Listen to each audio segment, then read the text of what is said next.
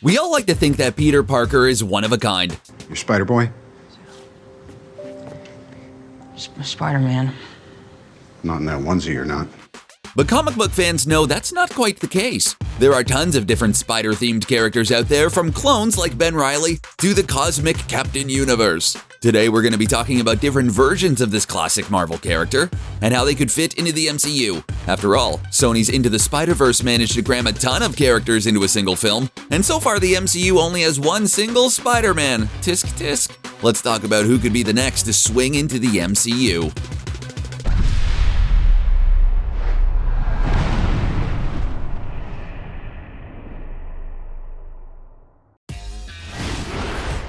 Miles Morales is probably the most well-known alternate version of Spider-Man. Since he was the star of Spider-Man Into the Spider-Verse, even non-comic book fans know who he is. And it's also been confirmed that a version of him does exist in the MCU, we just haven't seen him yet. Just like the rest of us, Miles was a big fan of Peter Parker's Spider-Man. He even followed in his footsteps by getting bitten by a radioactive spider and developing superhuman abilities. Miles was reluctant to leave his normal life behind and become a superhero, but when the original Spider-Man perished, saving his family from Norman Osborn, he was pretty much obligated to step up and become a hero. Miles can do anything a spider can, but he also has some awesome powers that thankfully the average house spider does not. He can use electricity on his enemy in the form of a beam or a nifty addition to his fists. Miles is also able to use spider camouflage to blend into his surroundings and sneak up on villains. In Spider-Man Homecoming, Peter Parker encounters a man named Aaron Davis, who's looking to buy some illegal items. When he interrogates him, Aaron agrees to help since he has a nephew that lives in the neighborhood. In the comics, Aaron Davis is a criminal known as the Prowler, who happens to be the uncle of Miles Morales. The movie also has a deleted scene where Aaron talks to his nephew on the phone and calls him Miles. Yeah, sorry, Miles. I'm not gonna make it. Yeah, I'm just stuck. As if that wasn't enough, Marvel Studios head Kevin Feige has confirmed that this character does exist in the MCU. Somewhere. Of course, the multiverse is a big place, but there's no shortage of fans hoping Miles makes an appearance in the MCU. Now that we're finally getting more female heroes in the MCU, this seems like the perfect time to introduce Spider-Gwen. She's a version of the character Gwen Stacy who isn't from the Prime Universe. As a high school student, she's friends with Peter Parker, Harry Osborn, and is part of a band called the Mary Janes. Basically, she's a pretty cool kid who gets even cooler after she's bitten by a genetically engineered spider who grants her superpowers. Janet Van Dyne helps her out with a costume and web shooters, but initially Gwen is more interested in showing off than saving the day. But that all changed when her pal Peter Parker longed for his own superpowers, and his experiments on himself turned him into a lizard creature. With great powers comes great responsibility, but with these terrible powers, Peter ended up fighting Gwen and losing his life in the process. Really, the only downside with heroes like Miles Morales and Gwen Stacy is that at least one version of Peter Parker has to lose his life in a horrible fashion. But don't worry, there's pretty much an infinite number of Peters left in various timelines. However, thanks to the existence of the multiverse, a very much alive Peter and Spider-Gwen have existed on the same timeline before. It's possible she could arrive on the main MCU timeline, much like Mysterio claimed to have done during Spider-Man Far From Home. If Peter does try to explore the multiverse he was so excited about, then he could encounter Spider-Gwen on another timeline. If she showed up in the MCU, it would definitely complicate matters for Peter, and possibly his budding romantic relationship with MJ. In most of these Spider-People origin stories, you'll see a lot of superpowers transferred by spider bites. But that's not the case of Jessica Drew. She suffered from uranium exposure, and her scientist father tried to cure her using, spider blood. What can I say, this guy definitely thinks outside the box. Then he stuck her in a genetic accelerator for pretty much her entire childhood. This left her with some awesome abilities, but very little in the way of practical life experience. Unlike characters like Miles and Peter who long for their normal lives back, Jessica never really had one to begin with. She struggles to find her place in life before becoming Spider-Woman and finding a sense of purpose as a superheroine. But her life as a costume crime fighter got complicated when she kept losing and regaining her powers. In an effort to find a solution, she ended up spying on S.H.I.E.L.D. on behalf of Hydra, but she couldn't pull one over on good old Nick Fury. He figured it out and started feeding Jessica false info to pass along. While Nick Fury might not be involved with S.H.I.E.L.D. anymore in the MCU, he's definitely up to something based on what we saw during Far From Home. Whether he's setting up the extraterrestrial agency SWORD or not, there's definitely potential for Jessica to be introduced in the MCU through this connection. In the comics, the Skrull Queen Varank impersonates Jessica while her people work on taking over the planet Earth. We know that the MCU Skrulls aren't the villains they are in the comics, but they're still clearly up to something. If Jessica shows up to oppose whatever they're planning with Nick Fury, then there's a chance she could be captured and impersonated before ultimately being released. Even after she's freed, her fellow heroes have a hard time trusting her, which causes Jessica to throw herself full force into doing good deeds and even joins up with S.W.O.R.D. This is definitely something that could work well in the MCU and seems to tie into events which has already been set in motion. Now, if this guy Ben Reilly seems familiar, that probably has something to do with the fact that he's a clone of Peter Parker. In the comics, tons of characters have been cloned at some point, but that's something we haven't seen incorporated into the MCU quite yet. But now that we're getting a Blade reboot, which means we can add vampires to the list of craziness, including time travel and a multiverse, it seems like it's time to send in the clones. This particular clone was cobbled together by the Jackal as part of his efforts to torment Peter Parker. As you can imagine, being a replica of someone else isn't easy on the emotions, and Ben struggled with feelings of worthlessness and inadequacy. But eventually Peter and Ben became friends, and the latter started a career as the Scarlet Spider. Needless to say, the two of them have played the whole "which one of us is the real Peter Parker" game more than once in the comics. One of the reasons we love Spider-Man is his constant struggle to do the right thing and maintain more normal aspects of his life. Finding a work-life balance is even harder when you're a superhero and bills keep piling up. Far From Home already established that the MCU's Peter Parker would love to give up his costume career and enjoy life as a normal teen. And I have to imagine that J. Jonah Jameson exposing him as Spider-Man and accusing him of Mysterio's drone attack probably hasn't helped matters. So if a convenient clone were to show up, it might inspire Peter to take a vacation and leave this mess in the hands of the Scarlet Spider. Ben could even take his place as Peter works to expose Mysterio's treachery and clear his name.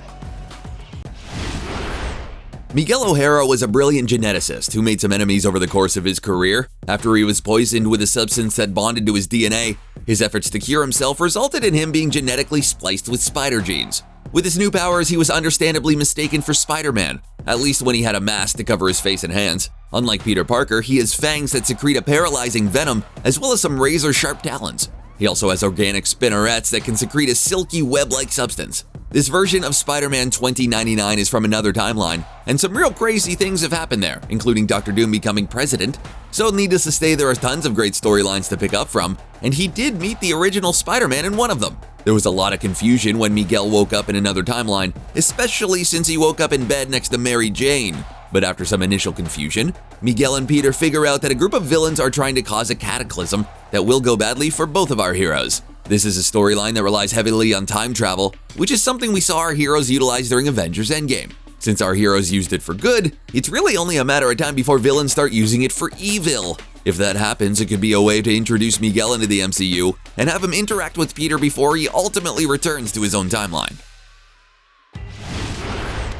We're all excited about the third Spider-Man movie, which will be coming out during Marvel's Phase 4. But there's a lot of other content we can look forward to. On Disney Plus, we'll have WandaVision, which looks like it will contain liberal amounts of wacky and weird content. Many fans believe it will cross over with the famous House of M storyline from the comic books. And if that's the case, we could see a completely different Peter Parker on the small screen. The Peter from this universe ended up married to Gwen Stacy, and they had a son named Richie together. Although some details of his life are different, he was still bitten by a radioactive spider which left him with superpowers. He even took part in a wrestling match against Crusher Hogan. And how many of us would love to see Happy Hogan from the MCU in the wrestling ring? Yeah. If WandaVision does include some House of M-style craziness, then there's a chance we could get introduced to this version of Peter Parker. He was a great wrestler, but the whole mutant-human war thing kinda complicated his career. Don't forget, now that Disney bought the rights to the X-Men, we can finally say the word mutants in the MCU. Mutants! Even though the mutants ultimately triumphed over the humans, Peter was lucky, since most people assumed his powers meant he was a member of the winning team. But before long, his luck ran out, and the fact that he was a human was revealed, which pretty much turned the whole world against him. While it seems likely we'll get some House of M-style storylines in WandaVision, the fact that we don't have mutants in the MCU yet means it could be some time before we see this particular version of reality. But I'm definitely hoping we get to see this particular Peter Parker at some point. In the comic books, Mary Jane Watson has done a lot more than just act as Peter Parker's love interest. Within a certain universe, she even stepped up to be a hero called Spinneret. In this reality, Mary Jane and Peter had a daughter named Annie, who inherited spider powers and goes off to become a hero as well. When Peter went off fighting crime, his family became a target, and he created a super suit for Mary Jane to use to protect herself and their daughter in his absence.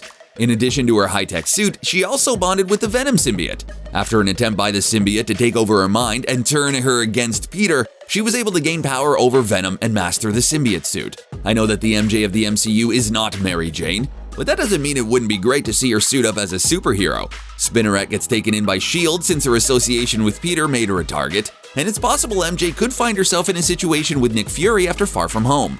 After all, since Peter's been blamed for Mysterio's drone attack, he and everyone he cares about are in big trouble. Spider-Man gave him some serious suit upgrades using Tony Stark's tech, so maybe he could create a suit for MJ to use in a worst-case scenario. It's possible that we could even see MJ take over the symbiote if things go well between Disney and Sony. Since Venom skipped the part of the origin story involving Peter Parker, maybe he will end up going from Eddie Brock to MJ instead. Are you tired of the regular old boring Spider-Man? Well, okay, neither am I, but still. Let's take a look at the superior Spider-Man. We all know that Otto Octavius hasn't always had the highest opinion of our beloved Peter Parker. During his time as Dr. Octopus, they frequently fought against one another, and he was even a member of the Sinister Six at times. Needless to say, there's no shortage of fans hoping Doc Ock makes his debut in the MCU, and I'm definitely one of them. But there is one take on his character in particular I want to see play out. At one point, Dr. Octopus managed to switch minds with Peter Parker, obtaining all his memories as well as his powers. Then, when he couldn't reverse the process, he dedicated himself to becoming an even better Spider-Man than Peter ever was. A superior Spider-Man, you might even say. We've already seen in numerous hints that the Sinister Six may be introduced in the MCU, and this could bring Doc Ock on board and pave the way for this version of Spider-Man. Interestingly enough, he eventually fought against the Sinister Six, and of course he realized that being Peter Parker isn't as easy as it looked. In some ways, Doc Ock definitely had advantages over Peter Parker. For instance, he had an army of spider bots to help him patrol the city and ensure he didn't miss out on any hint of criminal activity. But in the end, he realized that he wasn't actually superior to Peter, which wasn't exactly a surprise to his fans. Everyone's been predicting that the Sinister Six are going to show up in the MCU, but they usually leave out the Doc Ock inhabiting Peter's brain part. But this is just the kind of craziness I'm hoping to see more of in the MCU. We all know that Spider-Man lives in New York City, but things in the MCU are getting increasingly more cosmic. That's why I think it's time to introduce this version of the character, who's imbued with powers from the Enigma Force. This mystical energy field is connected to the Microverse and bestowed this Peter Parker with all kinds of extra abilities in addition to his standard issue spider skills. All of his standard abilities receive serious stat boosts, and he can sense things at a subatomic level that make his spider sense seem like someone doing the Bird Box challenge. He can also fly, change the property of items at an atomic level, and shoot out concentrated blasts of energy. Now, the regular version of Spider-Man is a very powerful hero, but this cosmic Spider-Man is a god-tier superhero. Sony gave us Into the Spider-Verse, but I'm hoping for another massive meetup of spider characters from a different storyline. There are comic characters called the Inheritors who hunt down the various versions of Spider-Man.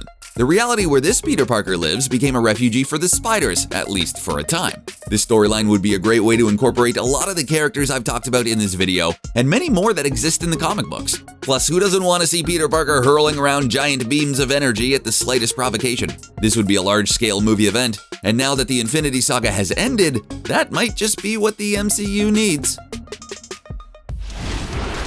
I've talked a lot about Peter Parkers in this video, but in my defense, there are a lot of them. Now let's take a look at a different spider hero we haven't seen on the big screen yet. Her name is Cindy Moon, and she was bitten by the same spider that made a meal out of Peter Parker. Unlike most versions of Peter, her webbing is organic, and she really struggled to control this ability when it first manifested. Needless to say, since she was a high school student, her parents were less than pleased about this. To make matters worse, Cindy was being tracked by the inheritor Morlun, who sought to eliminate her. The good news is that the man named Ezekiel Sims stepped in to train Cindy on how to use her powers. The bad news is that he did so while she was confined to a bunker. Eventually, Morlun was defeated and Cindy was freed and started going by the alias Silk. She worked together with Spider-Man and the two bonded over their spider senses and shared experiences. In the comics, Peter didn't realize that the spider that sealed his fate had bitten someone else for over a decade after it happened. So it wouldn't be too crazy if things played out in a similar fashion in the MCU. Since we didn't get to see his origin story play out in Spider-Man Homecoming, we wouldn't need anything to be retconned in order for Cindy to be included. While she was in the bunker, Cindy lost track of her parents, and upon her release, she decides to search for them. This leads her to interesting places trying to find the information, and in the MCU, it could put her in touch with Nick Fury. After all, he does know everything, including whatever the Skrulls are up to.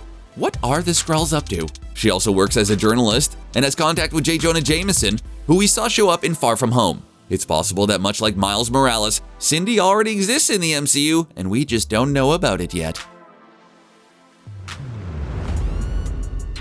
The standard Peter Parker Spider-Man is pretty great, but that doesn't mean I wouldn't love to see Doc Ock try his hand at being a superior Spider-Man. Which one of these web slingers would you most like to see in the MCU? Let us know your pick in the comments section and hit up the subscribe button for more videos from CBR. Bye for now.